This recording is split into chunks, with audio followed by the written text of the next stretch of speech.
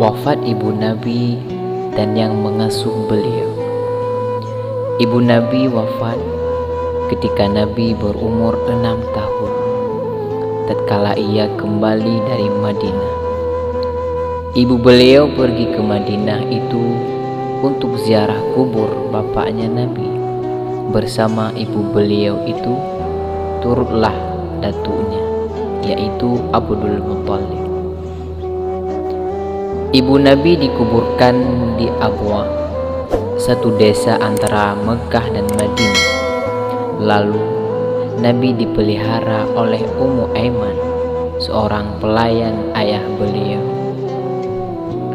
Pendidikan Nabi dan wafat datuk beliau. Yang mengurus pendidikan Nabi sesudah ibunya meninggal dunia ialah datuknya yang bernama Abdul Muthalib. Abdul Muthalib cinta kepada Nabi lebih daripada cintanya kepada anak-anaknya sendiri. Ketika umur Nabi 8 tahun, meninggallah datuknya sesudah ia menanggung pemeliharaan Nabi selama 2 tahun. Adapun sesudah datuk Nabi ini meninggal dunia, pemeliharaan tersebut Nabi ditanggung oleh pamannya yang bernama Abu Thalib.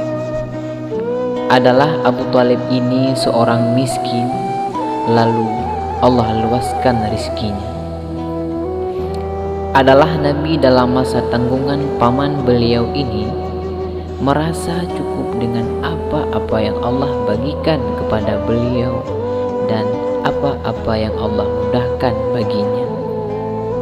Nabi mengembala kambing dan pelayarannya yang pertama ke negeri Syam. Tatkala Nabi Muhammad SAW ketika kecilnya suka mengembala kambing orang-orang Mekah dengan suatu upahan yang beliau bisa hidup dengannya.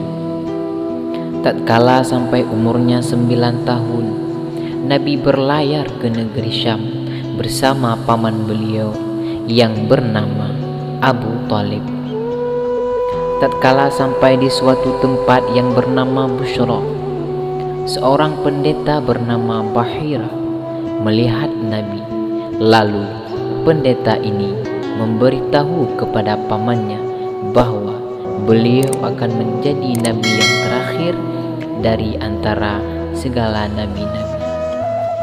Pendeta itu meminta kepada pamannya supaya ia pulang membawa Nabi, karena alangkah takutnya pendeta itu kepada musuh yang menanti-nantikan beliau.